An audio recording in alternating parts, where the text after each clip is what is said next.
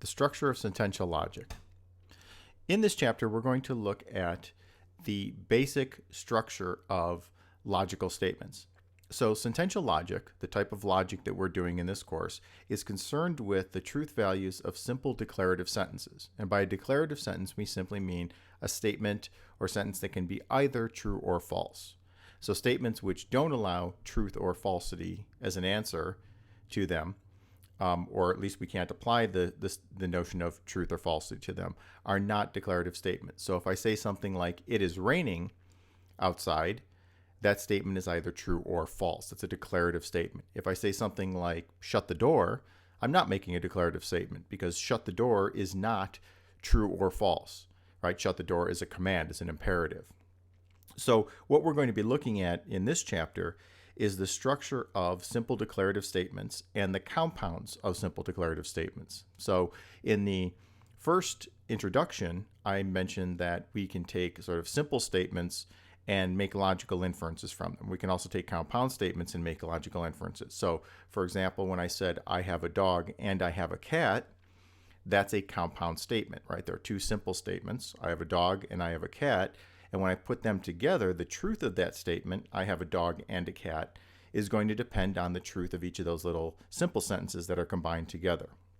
Now, what we won't be concerned about, at least in this course, although if you go on to predicate logic, we do examine this, we will not be concerned with the parts of a statement. So if I say Joe is tall, I'm not actually concerned in this form of logic in looking at the relationship between Joe and Joe's tallness. So that sort of fine-grained look at the internal structure of the sentence is something we won't be doing. What we're going to do is try to identify, or you will learn to identify, simple statements with subject and predicate, and then be able to work with those simple statements combined together in various ways using our logical connectives.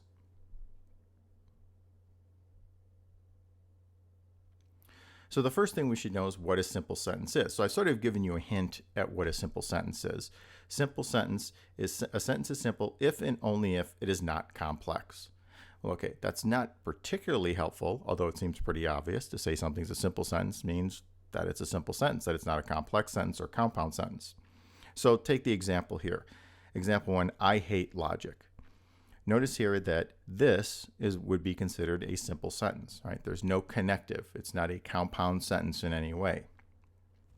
Example 2, Joe went to the store to get some milk for his cereal. Now here, even though the sentence is fairly long, it doesn't mean that it is complex or compound. So Joe went to the store to get some milk for his cereal. Joe is the subject, so we can look here as Joe. Went to the store, so the verb, what's Joe doing, to get some milk for his cereal is all modifying Joe, right? There aren't two sentences there. There aren't two simple sentences. It's one simple sentence. Joe, and then what Joe did. Joe went to the store to get some milk for his cereal explains what Joe was doing. But again, there's not two subjects and two predicates combined together with some sort of connective. So simple sentence is just that, is a sentence that is not complex, or another way to say is not compound. Now, as you might guess, a compound sentence is simply a combination of multiple simple sentences, right? So a sentence is compound if it contains another complete sentence as its component. So in the case of I have a dog and I have a cat, it's clearly that one long statement is made up of two simple statements. I have a dog, the connective, and I have a cat, the other part of the statement. So there are two components, and each of those can stand on their own as simple sentences. So a sentence is said to logically contain another if it literally contains the other as a component, or if it can be paraphrased into an explicit compound sentence that contains the other as a component. So I'll show you the second part. So the first part here, a sentence is said to be logically contain another if it literally contains the other as a component, is just like the example I gave you, right? I have a dog and I have a cat. Think of that as one long statement. Then I have a dog and I have a cat is contained within that larger statement. I have a dog and I have a cat. Now, can I paraphrase it into, are there statements that I can paraphrase into compound statements? Well, there are. And in fact, a lot of times in English, instead of saying, I have a dog and I have a cat. That's sort of a long way of saying that. I might say, I have a dog and a cat. But really, what am I saying? I'm actually combining those two. I'm combining two sentences together. So if I were to reword it, and logicians love to do this, right? Logicians want you to be as specific as possible. So in that case, a statement like I have a dog and a cat is I have a dog and I have a cat. It really is two. I can reword that statement into two simple statements. So let's take a look at another example of a compound sentence. Jim Thome and Sandy Alomar have played for the Cleveland Indians. Right, so Jim Thome and Sandy Alomar have played for the Cleveland Indians. Now notice here I don't have two simple statements, but it's clear that I have a compound sentence. In other words, I can break these up into two simple statements. So the first component is Jim Thome has played for the Cleveland Indians. That's one. Two, I can reword it and say Sandy Alomar has played for the Cleveland Indians.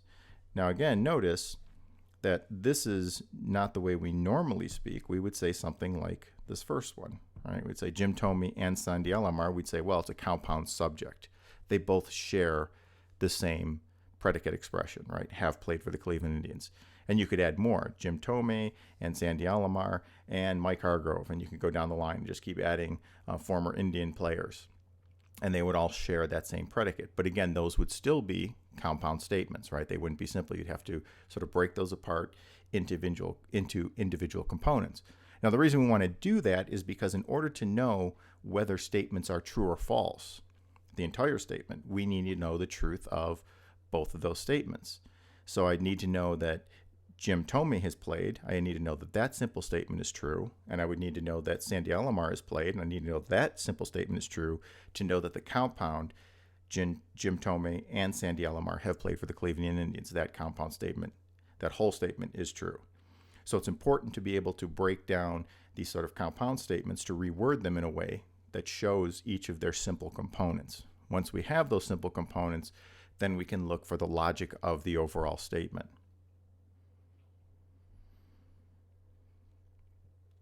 Now, one of the things that often throws students is negated statements. Statements which contain a negative are not considered simple sentences, even though they may appear to be so. So when I say something like in the example I give here, Mark doesn't like cats. Now you might think that's a simple statement. There's one subject, Mark. What does Mark? Mark doesn't like cats. But in logic, we're actually very clear. And we say, no. The negation, we always translate in the affirmative. So if I was to translate this in order to look at its logical structure, I would say, it is not the case, and Mark likes cats. Right? So the negation, a negated statement, is actually a combination of it is not the case and Mark's like cats. So really, all negated statements are compound statements. They are not simple statements, which is, again, why we always translate when we're sort of, as we'll see in a minute, when we translate English sentences into symbolic notation, we always start with the affirmative. So in this case, Mark doesn't like cats. The first thing I would do is translate Mark likes cats and assign that some letter. So I might say, well, that would be something like M for Mark likes cats. It is not the case is going to be represented by the tilde. So it's going to have its own symbol. And then I could put those two together. So I'm actually giving you sort of a preview of what we'll be doing. But notice that when we're doing translations and we're translating the English into symbolic notation, we start always with the affirmative, right? It's never a negation. Then we add the negation later to express the logic of the statement.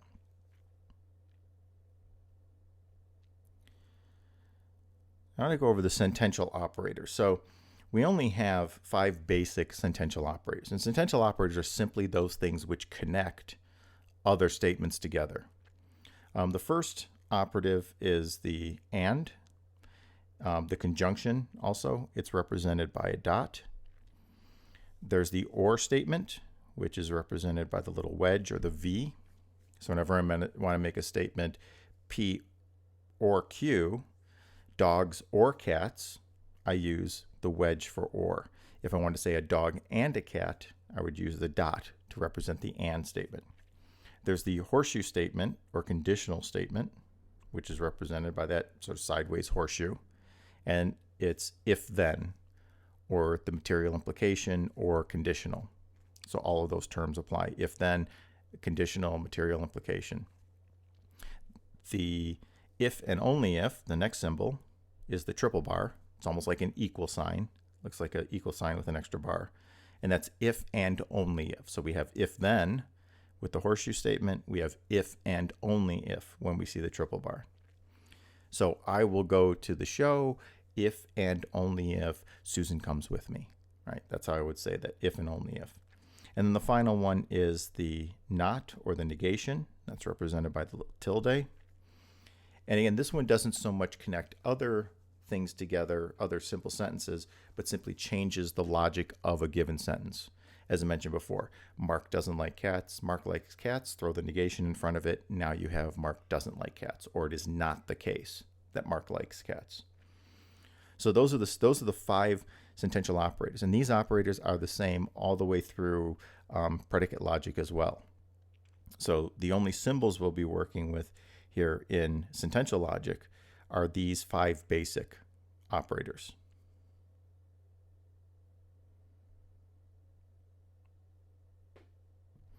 Let's look at the structure and symbolism in sentential logic. So one of the things we want to do is eventually get to the point where we take very specific sentences, like I have a dog and a cat, and abstract from the particulars to very general statements. So when we're talking about any simple sentence, when we're looking at the structure of an argument, so we mentioned this in the introduction, that logic is concerned with the structure of the argument, not the particular content. When I want to look at just the structure, we will often translate things into variables. And we'll use the variable P and Q, which are just placeholders. They're variables just like in mathematics, where you can substitute in any simple sentence or even complex sentence for those letters. So when we use P and Q, you should know that we're not talking about any specific sentence. We're talking about the general structure. We're talking as a placeholder. So when I say P and Q, or P dot Q, that's read P and Q. That's how I read it. And the left side is known as the left conjunct, and the right is the right conjunct. So the and statement, as you see here, the little dot, is a conjunction, and we call each side of it a conjunct. In the case of a disjunction, P or Q, P wedge Q is read P or Q, and it's a disjunction. And the disjunction has a left and right disjunct. So pretty straightforward. If it's a disjunction, then it has 2 disjuncts. If it's a conjunction, it has 2 conjuncts, the left and the right. The next one, P horseshoe Q, is read if P then Q. So that's the horseshoe statement, is a conditional where P, this first half over here, called the antecedent, and Q is the consequent. So antecedent, consequent. It's read if P then Q. P triple bar Q, read P if and only if Q, actually has no special name for each of the sides. So I might say, for example, when we're talking about the left or right side of the triple bar, or the left and right side of the biconditional, but there's actually no term applied to each. So unlike the conditional statement, which has an antecedent and the consequent, the triple bar doesn't have any special name for each of the sides. And finally, the tilde P is just read not P, right? It's in the negation, and it's just termed a negation. So to sort of review, if we're using lowercase letters P, Q, and I include in that things like R, S, T, W, X, and Y, you'll see those later on. Those are simply variables that are placeholders for any simple or compound statement. If we use a capital letter, capital letters when we're doing translations represent a very specific sentence. So they're the shorthand way of writing a particular English sentence. So I mentioned this in the introduction. Whenever we represent things with capital letters, those capital letters are specific. They're just a shorthand way of writing the sentence that we want to represent. When we use lowercase letters, we're simply talking about variables, right? Those are just placeholders so that you can see the structure, and you could substitute in any sentence for those variables. So I'm going to go over a few examples, a few translation examples identifying simple and compound statements. Now, in order to identify a simple statement versus a compound statement, what you should be looking for are those 5 connectives. So if you're looking at a statement and you see an and, an or, an if then, a biconditional, or a negation, then you know you've got a compound statement in most cases. Not all, but in most cases. So what you should be able to do is pick out the 2 simple statements, and one trick for doing that is to identify the connective between them. So here, let's start with the following example. John enjoys a baseball game if he can have popcorn. Now in this case, one of the first things I would look at is that I see the if. So if we go back, we know that when we have a statement of the following form, P horseshoe Q, this left side is the antecedent, right? This side is the consequent. And we know that it's read if P, then Q. So what follows the if is in the antecedent on the left side, and then there's a consequence. So in this statement, John enjoys a baseball game if he can have popcorn. Well, the one simple statement would be, let's say P is John can have popcorn. All right, so I'll use he because he refers to John, so we know what that is. So this statement is John can have popcorn. Then what? John enjoys a baseball game. And let's say E sort of enjoys a baseball game. E is going to be a shorthand way of saying John enjoys a baseball game.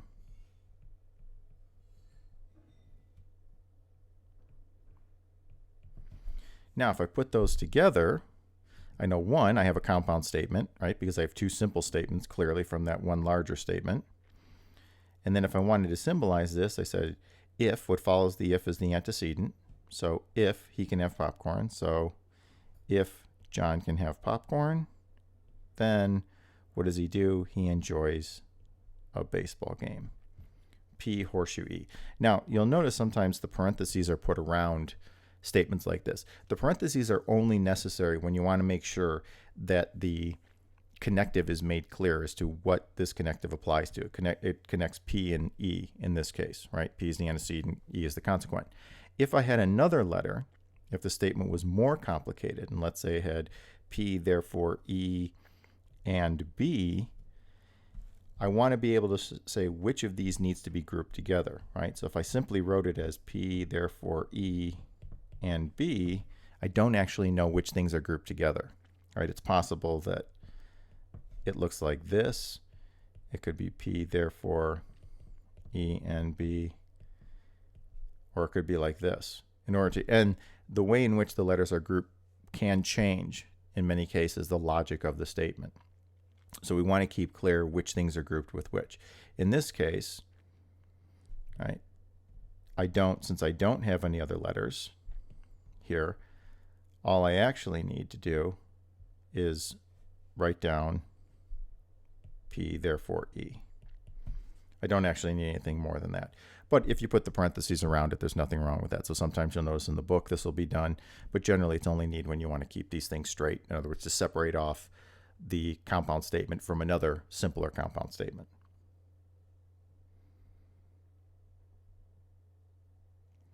So here's another example. Dogs don't like bumblebees. Now here again, as I mentioned, we always translate in the affirmative. Now, since I see the don't, I already know that I've got a negation in there somewhere, right? Does not, don't, do not. Dogs do not like bumblebees. So if I were to do a translation for this, I would translate first as D would be dogs like bumblebees. Because again, I always translate in the affirmative. So dogs like bumblebees, and it is not the case. Now, obviously, the it is not the case is not a sentence specifically. It's not standing alone, but it's implicit from what's in there. It's actually, this tells me that there's a negation going to be involved. So if dogs like bumblebees is simply D, that's the translation, I would throw, it is not the case that dogs like bumblebees. And there I have my translation. So this sort of symbolization is what we're going to be doing throughout the course. At a certain point, we'll be focused more on the symbols themselves and the manipulation of those symbols. But at the beginning now, the first few chapters, we will sort of want to be able to get ourselves to take these sentences and put them in a form that's more easier to work with. So when we start analyzing arguments and seeing whether they're valid or not, it's easier if we have them in one of these forms, either as specific capital letters or as variables like P or Q and so forth.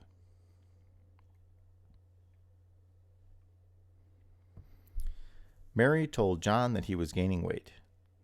Now, this one, when you look at it, Mary told John that he was gaining weight, your first sort of instinct might be to say, oh, that's a compound statement. Mary told John that he was gaining weight, right? Because it seems like we have a compound subject. But in fact, this is a simple statement. And we know it's simple because there's really no way to break this down into a way that makes two simple sentences. So Mary told, and John was gaining weight. Or Mary told John, John is gaining weight.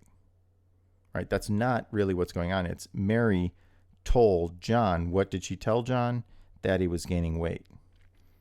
Right? So Mary as a subject told John that he was gaining weight is the actual predicate expression. So it could be M for Mary told John that he was gaining weight, or W for Mary told John that he was gaining weight. Now, you should note that which letters you choose is completely up to you. So oftentimes on exams or quizzes or in the book, the letters will be given for you. Use M for Mary. Use W for something else. When you're doing translations, it's fine to assign whatever letter you want as the shorthand for the simple sentences. Right, so when I'm picking these letters are just what I'm using as a shorthand. You may do something different. So you might have picked W or G for gaining weight or something else. That's perfectly fine. Unless you're actually given letters to use, you can specify them yourself, which is also why when we do translations, oftentimes the directions will ask you state what your letters stand for. So if I said Mary told John that I was getting weight, then M, I would do M, triple bar, and then I would rewrite that whole statement. Mary told John that he was gaining weight. Now notice it really doesn't matter if I decided to use W or if I decided to use G, as long as I define what that letter stands for. And that's the important part, to be clear. Just what is it though? What are you using as your shorthand for each of your simple sentences? But it doesn't really matter which letter you pick. So it's not wrong if you use a different letter. What would be wrong is if you made this into a compound statement, right? If you identify two simple statements when actually there's only one simple statement here. Mary told John that he was gaining weight. So that's just a note. Put that sort of in the back of your head so that you remember that you have the freedom to choose those letters yourself. John and Mary are close friends. So here again, the question is it a simple or compound statement? This one might, because you see what appears to be a compound statement, John and Mary are close friends. But notice this also is a simple statement, right? John are close friends. John is close friends. Mary is close friends.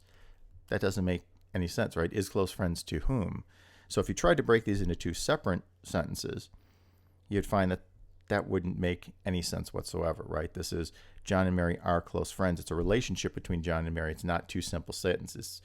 It would be different from saying something like John and Mary like strawberries. John likes strawberries and Mary likes strawberries. Okay, so John and Mary like strawberries.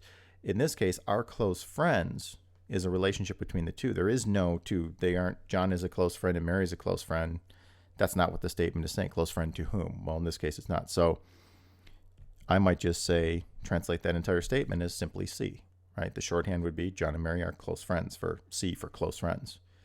Or F, John and Mary are close friends. So I would say F, and we usually use the triple bar when expressing, when doing our shorthand. As I said, the biconditional in some ways reminds you of an equal sign. It also logically is similar to an equal sign. But F, triple bar, John and Mary are close friends. And that would be the entire translation. Again, you can pick whatever letter you want to use for those sorts of translations. But what's important in this case is to identify the fact that it's a simple statement and not a compound one. Right? That's why I said normally things like and or would indicate a compound statement, but not always. Right? Sometimes the structure of the sentence is such that it isn't a compound statement. And this is part of what logic is trying to do. It's trying to force us to be very clear in our language, right? What do we actually mean? What specifically are we trying to express? And then we can evaluate those expressions for their truth or falsity. So English is sloppy, right? We use shortcuts, we use shorthand ways of expressing things in English. Logic requires a greater amount of specificity when we're talking so that we can actually determine whether or not something's valid or invalid. Now, another important thing that we need to do is be able to identify the main connective. So oftentimes when statements get more and more complex, as they go from very simple statements to compound statements to even more complex compound statements, right, where there's more than two simple sentences, in order to determine the logic of the statement, the value, whether it's true or false. When I say value, I mean the truth or falsity of the statement. We need to identify what is the thing connecting the two major parts. So just to give you sort of an introduction to this, take the following statement. Let's say, again, we're using A, B, and C here to represent just a shorthand of some simple sentences. One thing I want to do is if I want to know what the value of this entire statement is, right? So you might be asking the question, well, is it true or is it false, right? What is it? Well, in order to determine the truth or falsity, ultimately, it will be determined by the main connection, right? So when I said I have a dog and I have a cat, the truth was determined by the and statement. So if I sort of write this, I have a dog and I have a cat. Now notice this side, depending on what this is and what this is, that determines the truth value of that entire thing, right? So if it's true that I have a dog, but it's false that I have a cat, then the value of this entire statement rests on that conjunction, right? So if this one's true and this one's false, it's clear that my whole statement, the big statement, I have a dog and I have a cat, is false, right? And the same would be said if I didn't have either, right? If I didn't have a dog and if I didn't have a cat, those two being false, this would tell me that that compound statement is false. If it's false I have a dog, true that I have a cat, it would still be false. The only way that whole statement is true is if both of these simple statements are true. Now, the same sort of holds true with the example we have down here. In order to determine the value of this whole thing, I need to find out what is the main connective. What's that one part that's ultimately going to determine whether the statement is true or false. So part of what I can do is I can look here and I can sort of pair up the parentheses. So I see I have these outermost parentheses. So that's the entire statement, right? If I remove those and rewrite that, it might be a little easier to see. Right, so now I've taken those outside parentheses and I'm left with this, A and B, not the quantity B and C. Now, ultimately, it seems the value of this, the thing that connects the two components, is this or statement. All right, A and B, or not the quantity B and C. So if I know what the value of this is, and I know what the value of this is, I don't at the moment, then I could determine what the ultimate value of the entire expression is. So this is what we would call the main connective. That's the part we're looking for. So again, you can sort of see it as you go along and see more and more symbolic notation, you see more and more of these complex statements, it'll become easier to see those. But what you want to do is look for what is that main connective? What is the main one that ultimately determines the truth or falsity? Now, of course, the value of that or statement, right, the value of this one right in the middle, is dependent on what the value of each of these little conjunctions over here end up being. So you'd have to find out what each of those are, right? I'd have to find out what the values of each of these, and then I would say, oh, this is true, or this is false, or they're both false, or they're both true, whatever it happens to be. So in identifying the main connective in this case would be the or statement. Take another example here. Now this is a whole bunch of triple bars, biconditionals. Again, I look and I can see that these outside ones pull in the entire thing. Oh, no, it doesn't actually do that. So let's try this again. Turns out it doesn't. So if I look here, it turns out this one is actually tied to this because there's one right here that I missed right before the F over here. So it turns out there's two brackets. So these two brackets tell me that this whole thing is one piece and this whole thing is a second piece. What connects those two is a triple bar, of course. That's all the only symbol we have, but I know that this then is the main connective. All right, so these first two pair up here, then I can see I've got another parenthesis over here, another parenthesis over here. It looks like there's an extra one that should not even be in the example here. Right, that doesn't apply to anything. And I've got parentheses here. And again, another one that's actually unnecessary here. So we should probably remove those.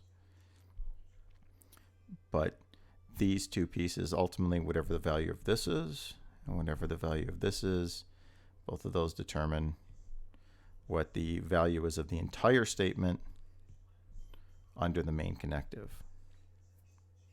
And you should watch in your text, as much as I would like to say textbook, this was an example taken directly from a logic book. As you can see, sometimes even in writing these, they can become messed up. So you want to be careful sometimes when it looks like you're having difficulty identifying. Make sure each of the parentheses or the brackets or the braces has its matching or its pair. Right? Everything should be paired up. There should be enough. If there's a left parenthesis, there has to be a right parenthesis. So if you look at the second part, F triple bar G triple bar H, you would never see anything like this. What you would see maybe is something like that. Right? That would be, so now I have a pair, parentheses here, parentheses here. So there's always going to be a left and a right. This is all something you should watch out for. Occasionally these sort of errors crop up in the book, or quite honestly, even myself, I've made them when making up exams. So if you see that there's a parenthesis that doesn't have its match, then you should try to work out where it should have been. But it is something to look out for. So you should know that there will always be a match. In this book, we use brackets, parentheses, brackets, braces, right? All of these three will be used. But again, whenever you see them, there will always be a pair. You won't have sort of a bracket or a parenthesis just hanging out there on its own. It always has its complement. And sort of one last example here.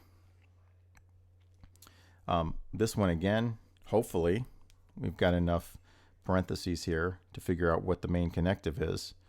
So I might look, and there's a lot. So we could start from these outside.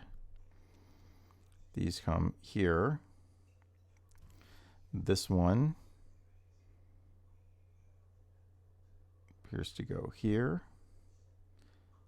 The next one is the E. So it goes here, D,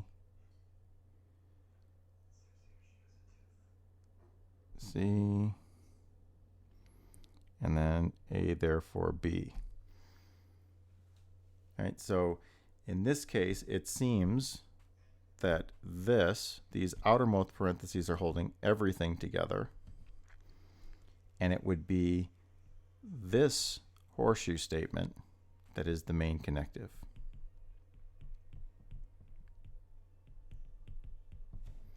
Right? Because the F here and this parentheses here. So if we eliminate, if we go through here and we simply were to drop those outermost ones, all of the parentheses here, starting with this part right here, this part right here, make one whole unit, and the G is all by itself over here.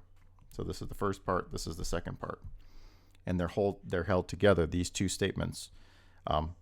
This simple statement G, along with this very complex statement in the first part, are tied together with that horseshoe statement. So the truth or falsity of the statement depends on what's the truth of that statement in the if-then, and that would then determine the truth value under, as we say, the main connective here. So again, sometimes it can be pretty difficult to see. You kind of have to work it out and say, well, sometimes these outside parentheses are holding everything together, but ultimately, once you drop it, you can see that everything after the F here is connected over here. This all becomes one big unit, and that becomes a unit by itself with the horseshoe statement connecting the both. And there you go. So that's the basics. So once as you go through your exercises, you should be doing two things. One, identify the simple statements, identify what connectives are used, translate those into symbolic notation, and also be looking for that main connective. What is it that determines the truth value of the entire statement? And as we go on, you'll be doing more and more of this in later chapters. We'll be giving sort of heads up on which words to look for that represent various connectives, and we'll be doing more translations as we go along.